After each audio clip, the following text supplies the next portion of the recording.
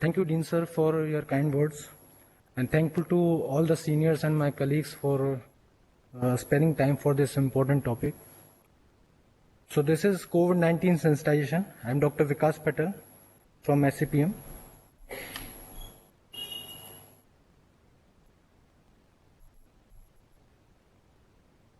So as per the ICMR, the case definition, as per the WHO, the case definition for COVID-19, when do you define a suspect case? Suspect case is a patient with acute respiratory illness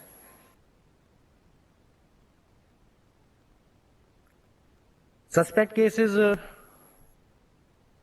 any patient with acute respiratory illness, that is fever and at least one symptom of respiratory illness, that is cough and shortness of breath, and history of travel, international travel to the territory where there is a local transmission in prior 14 days, or patient or healthcare worker with acute respiratory illness and history of contact to a laboratory confirmed positive case in the prior 14 days of onset of symptom. Third criteria is a patient with severe acute respiratory infection, that is fever and at least one sign or symptom of respiratory disease like cough and shortness of breath and requiring hospitalization. And there is no obvious etiology which can explain this clinical presentation. The fourth criteria is a case for whom the testing for COVID-19 is inconclusive. So if the patient satisfies any four of these criteria, he is defined as suspect case. What is laboratory confirmed case? A person with laboratory confirmation of COVID-19 infection, irrespective of the signs and symptoms. That means the patient can be asymptomatic also. Now these are the latest testing guidelines for COVID-19 by ICMR. First of all, I would like to tell you what are the different stages of transmission. Stage 1 is imported case, stage 2 is case amongst the close contact of known case, stage 3 is community spread, where the source of infection is unknown. So the objective of these guidelines is to contain the spread of infection, to avoid the indiscriminate use of testing, and to provide free of cost and reliable diagnosis of COVID-19. So these are the guidelines. As per these guidelines, all the symptomatic patients, people who have undertaken international travel. Second criteria is all symptomatic contacts of laboratory confirmed case. Third criteria is all symptomatic healthcare worker managing such patients. Fourth is all hospitalized patients with severe acute respiratory illness with no obvious etiology. Fifth is asymptomatic direct and high-risk contact of a laboratory confirmed case should be tested once between day 5 and day 14. So these are the advisory for hospitals and medical education institutions by Ministry of Health and Family Welfare. So these guidelines aims to increase the capacity of healthcare system. So the medical infrastructure in the country needs to be prepared for any emergency, any foreseeable emergency, to manage any possible influx of the patient. So in this context, the following interventions are suggested by Ministry of Health up to 31st March. So for indoor facility, non-essential elective surgery should be postponed. Some beds should be set apart, and isolation wards should be earmarked for managing such patients. It is applied for both public and private hospitals. Hospitals should mobilize additional resources like masks, personal protective equipment, gloves, and apart from that, the human resources. They should be trained for dealing with any such kind of emergencies. All doctors and nurses, supportive staff should be trained in infection prevention and control measures. What are the measures which is to be followed in such epidemic? The hospital should procure sufficient number of ventilators and high flow oxygen masks in preparation for such pandemic. The hospital must ensure that there is a sufficient trained manpower and resource tools for ICU care, intensive care, and hospital may ensure that the stable patients are discharged as soon as possible, and further admission to such patient is restricted. A number of patient attendants should be minimized to only one. Now, these are the guidelines for information, education, and counseling activities which should be conducted in the hospitals. The patients must be educated regarding cough etiquettes, proper use of masks to avoid indiscriminate use of masks and personal protective equipments, personal hygiene, do's and don'ts. Hospitals should put up posters and other such means to educate the people. Patients should be counseled regarding attachment of any kind of social taboos, stigma to such patient or to the setup which are managing such patients. So these kind of posters can be made for like what should be the do's and what should be don'ts. Practice hand washing, cover your nose and mouth while coughing, throw the used tissue in the bin, in the closed bin. If you have any symptoms, then immediately contact the doctor. And there are certain helpline numbers which are present on which you can directly call. Now, avoid participating in the large gathering. That means social distancing should be followed. And don'ts, handshaking should be avoided, and contact with the such like symptomatic patients should be avoided. Don't touch your eyes and mouth, and don't spit in the public. So such kind of posters can be made to increase the awareness.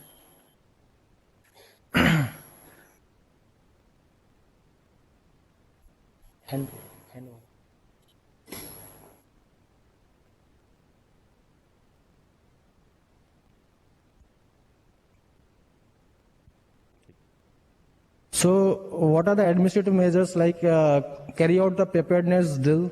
So the guidelines for this drill is present in the Ministry of Health and Family Welfare website. Non-essential audits of the hospital by various regulators should be postponed, and the hospital needs to provide free of cost treatment to the any medical personnel who acquired the infection while treating such patients. So free of cost treatment should be provided, and no suspected COVID-19 patient should be turned away from the private hospital, and it should be notified to the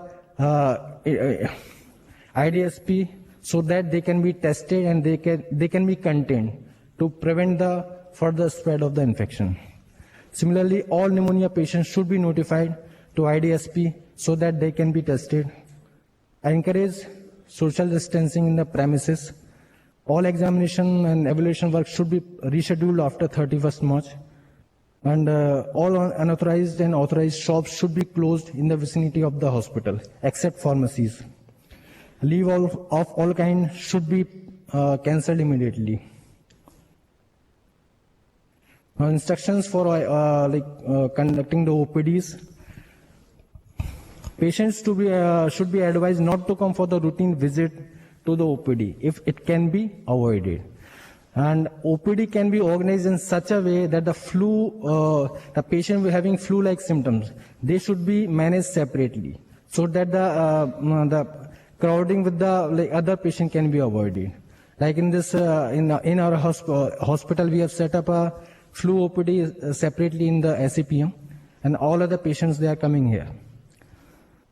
Patients suffering from chronic disease and minor ailments should be advised to be managed in the primary and tertiary care so that the overcrowding in the tertiary care like our hospital can be avoided, and pharmacy contact should be increased, and queue management protocols should be followed.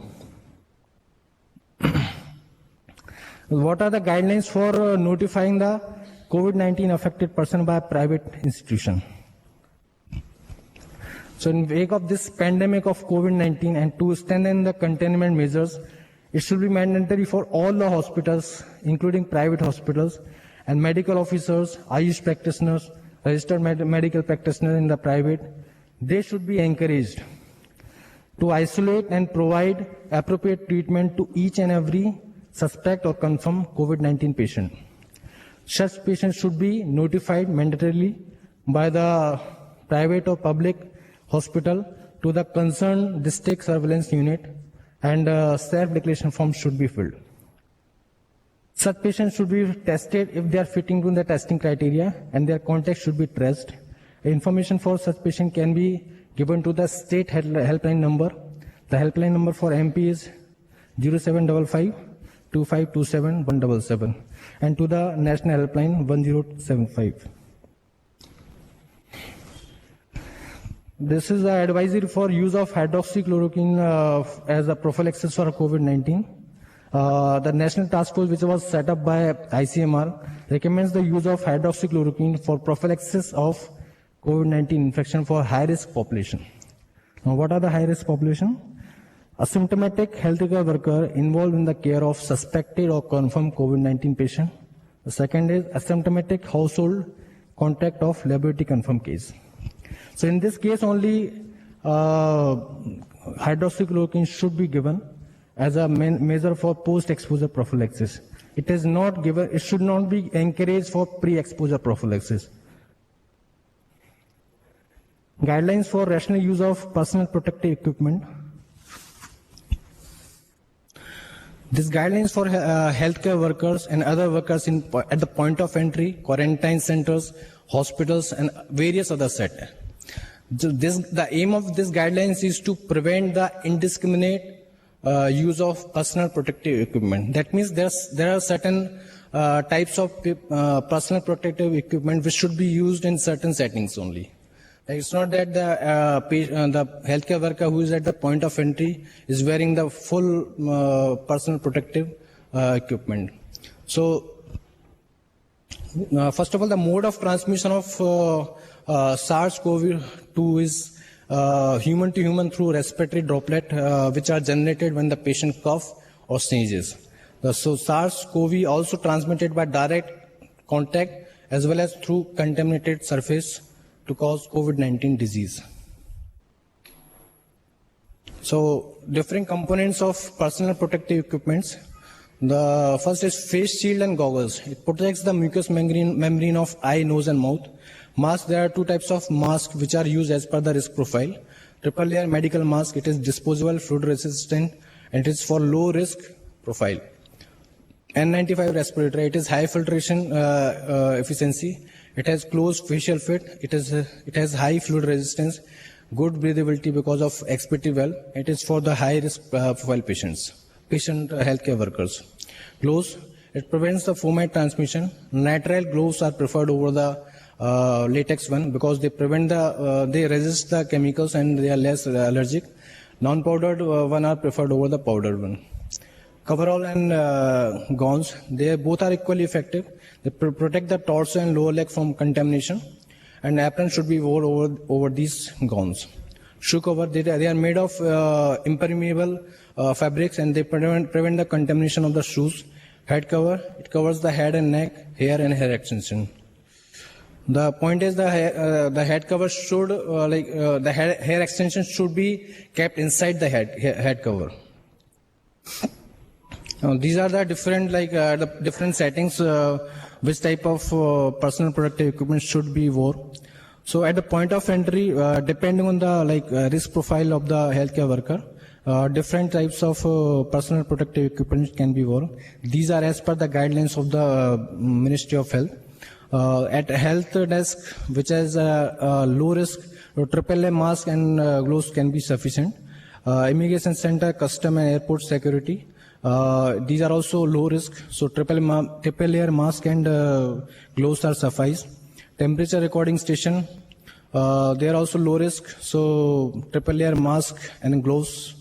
For holding area isolation facility of PHO, so this involves the examination of the patient, physical examination. So they are at a moderate risk, so N95 mask with gloves should be given.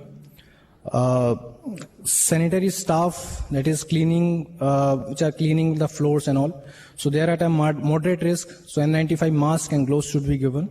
Administrative staff, they are at a no risk, so no PPE recommended. In the hospital setting, so the triage area, it is at a moderate risk, so N95 mask with gloves. For screening area, help desk, it is at a moderate risk, so N95 mask with gloves. For temperature recording station, it is at a moderate risk, so mask with gloves, N95 mask with gloves. For holding area, waiting area, N95 mask with gloves.